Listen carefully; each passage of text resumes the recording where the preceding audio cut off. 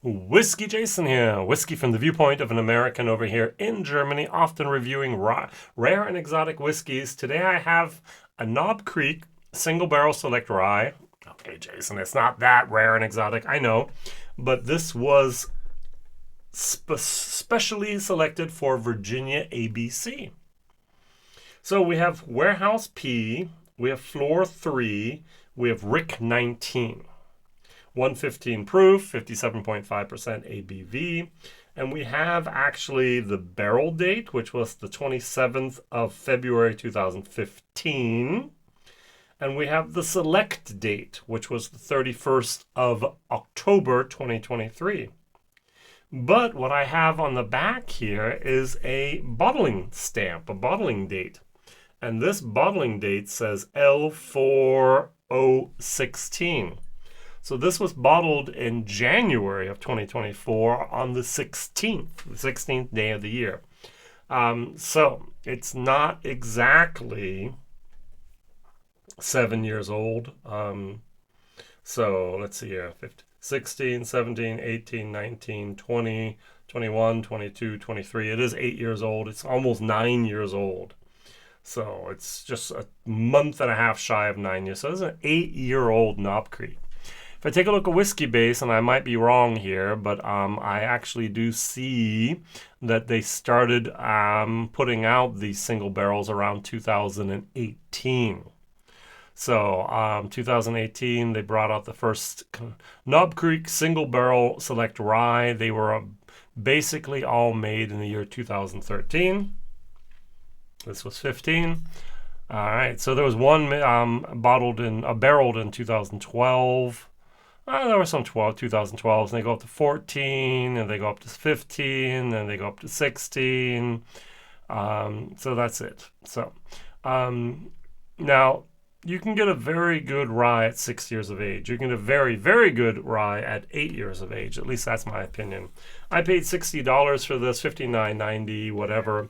I looked at the pick date of 2023 and I was like, well, that's over a year ago. I was in December there in 2024, and then it's like, I don't care, I still want to have this. I like cast strength rye, and I always, my comparison bottle, the Pikesville here with 55.5%, and I always recommend to all my German friends, I'm asked twice a month at least, Jason, I have a friend. I have a business partner who'll be in the States. What should they take that we don't have over in Germany? And the very first thing I always say is Old Forester 1920. Well, at the moment we have a supply of 1920 in Germany, so don't buy that. Old Forester 1910, we don't have that. The 1927, the 10-year-old, if you can find that. If you can find a Jack Daniels 10 or 12 or even the 14, which should be coming soon, and it's for an okay price, buy that. And then I go, okay, there's some distilleries we don't have over here yet. Still Austin, if you're in Texas, good stuff. And then I say, hey, just go on the safe side, walk into the store and say, do you have a store pick? Say, hey, I'm over from Europe. I don't know I can't really understand what we have and what you don't have and so on.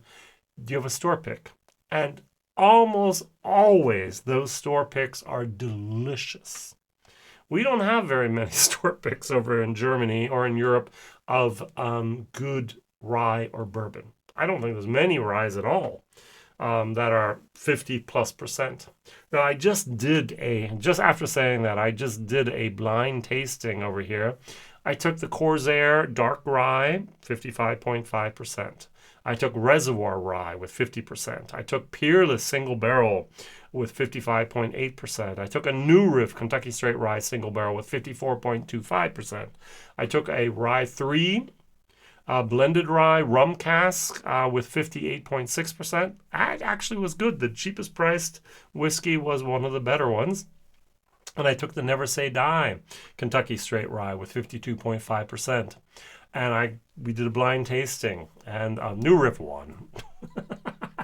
Surprise there. But this wasn't in there, so who knows.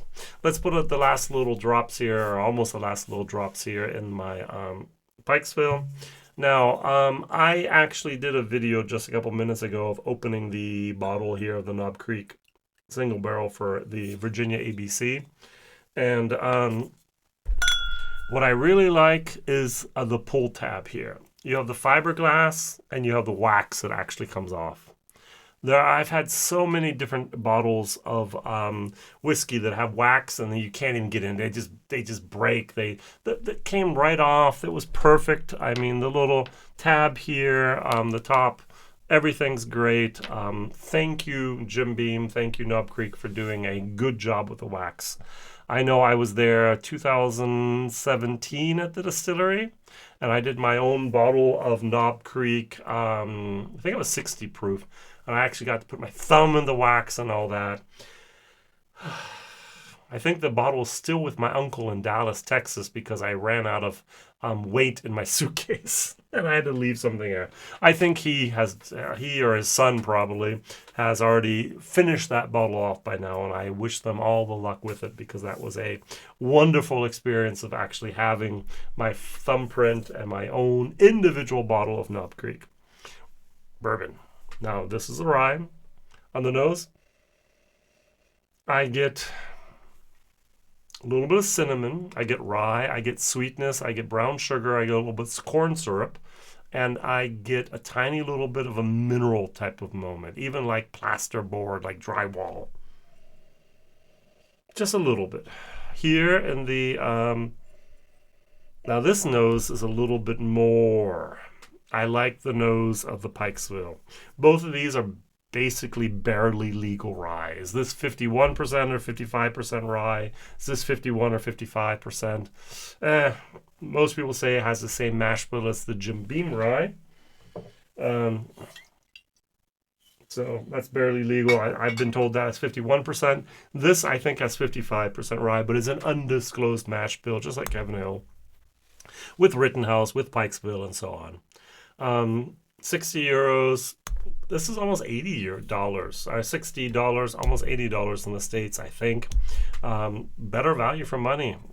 A little bit more alcohol as well. But on the nose, the Pikesville wins a little bit. This is still a B, all right? But this is almost like a B plus, A minus on the nose. Really, really like it. Cheers.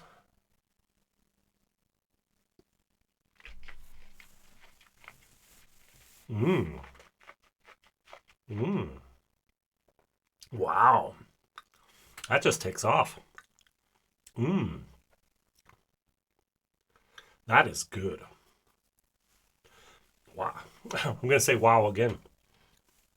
It's perfectly integrated, the 57.5%. No need whatsoever to put some water in it. Exactly the right temperature, the right alcohol percentage where I go, There's a sweetness, like almost like a corn syrup sweetness. There's a lot of rye going on in there. Not too much. There's a little bit of sassafras. I like sassafras. That's in here. None of that plasterboard, none of the drywall, none of the mineral moment that I had in the nose. This tastes much better than it actually than it smells. Wow, that's good. I'm very pleasantly surprised. I'm gonna give this an A minus. I like a lot. Value for money. Would I go out and buy another bottle of this for 59 euros 90 cents? Yes. I'm going to give this actually a B minus for value for money. People, buy store picks. Name a cask strength 57.5% rye single barrel whiskey for under $60. You can't get a Pikesville, at least not in Europe, for that price. Everything else I've been talking about is basically more. I'm interested, and you're part of the woods, in your neck of the woods, what would you be paying for a single barrel cask strength rye from a craft distiller or from a heritage producer like Jim Beam with Knob Creek? $60, I think, for that flavor profile is absolute justified, is absolutely okay. That is fabulous.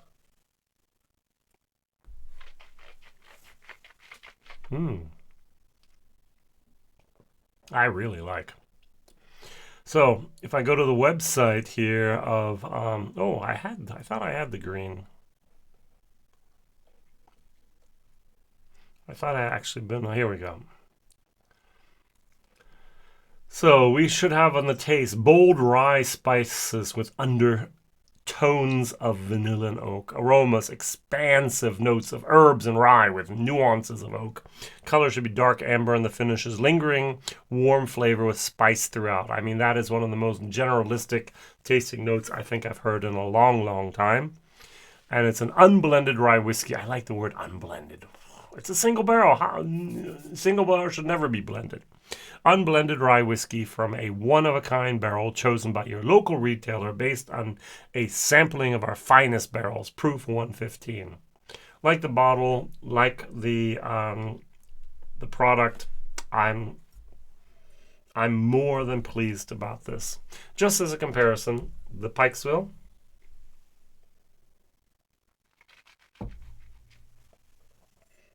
the nose bitter, a little bit better.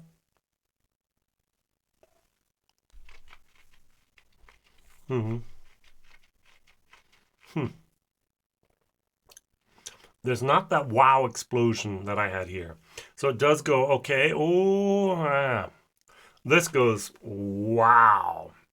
That's just fabulous. This is very, very good. This is my B+ whiskey. This is my A- whiskey today. Good stuff. Good stuff. Wow. I'm a happy camper. So my question is and remains, what single barrel cast strength rye whiskey or almost cast strength whiskey can you recommend for a price tag 50, 60 euros? What would be the thing that you would say, hey, if you haven't tried that, please try that now. Thank you very much for watching. Whiskey Jason here, whiskey from the viewpoint of an American over here in Germany, with a ABC Virginia Select. Here, my Pikesville, almost bottle kill. One more. I'm going to keep that and use it to compare something else one day. But that was very, very nice. I'm happy with my selection, or my choice here that I bought at the store. All the best. See you real soon. Whiskey Jason here. Bye-bye.